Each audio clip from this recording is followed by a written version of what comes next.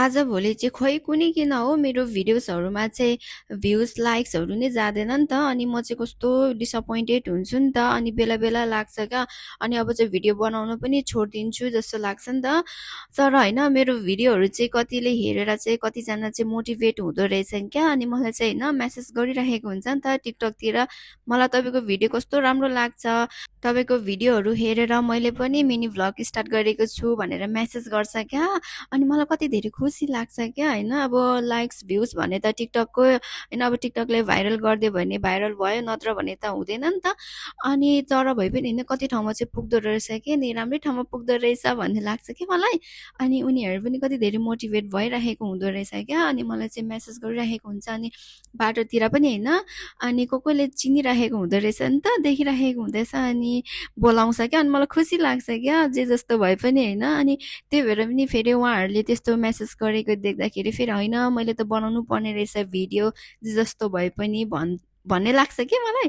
अनि म आफूलाई पनि उहाँहरूले होइन त्यस्तो भन्दाखेरि चाहिँ फेरि म आफै पनि मोटिभेट हुन्छु क्या। अनि प्लस मेरो कन्फिडेन्ट पनि बढ्छ नि त। अनि ए होइन रहेछ, मैले भिडियो बनाउनु पर्ने रहेछ, अल्छी गरेर बस्नु हुँदैन रहेछ भन्ने लाग्छ क्या। अनि उहाँहरूले चाहिँ त्यस्तो मेसेज गर्दाखेरि चाहिँ होइन, अब लाइक्स भ्युज भन्ने कुरा त होइन ठाउँमै छ, उसको ठाउँमै छ होइन। अब कहिलेकाहीँ भाइरल हुन्छ भने कहिलेकाहीँ हुँदैन पनि त होइन। तर अब भएन भनेर फेरि भिडियोहरू बनाउनु चाहिँ नछोड्नुहोस् होला। किनभने हामीले यस्तो मिनी भ्लगहरू गर्दाखेरि चाहिँ के हाम्रो बोल्ने कन्फिडेन्टहरू पनि आउँदो रहेछ, हामीले कति कुराहरू पनि सिकिँदो रहेछ क्या। यो चाहिँ म आफै अनुभव गरेको होइन। त्यही भएर क्या, तपाईँहरूले कोले बनाउँदै हुनुहुन्छ मिनी भ्लगहरू कन्टिन्यू गर्नुहोस् क्या।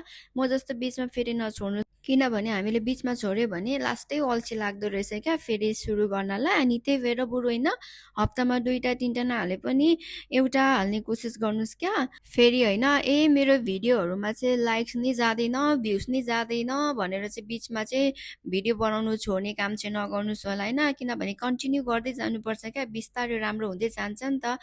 अब लाइक्स र भ्युजको पछाडि कुदेर त काम छैन नि त। आफूलाई जति सक्दो इम्प्रुभ गराउने हो नि त होइन, आफूलाई इम्प्रुभ गराउँदै जाने, अनि बिस्तारै राम्रो हुँदै जान्छ, त्यही भन्न चाहन्छु। त्यही भएर तपाईँहरू पनि सबैजना कन्टिन्यू भिडियो बनाउँदै जानुहोस् होला, राम्रो राम्रो। आजको लागि यति नै।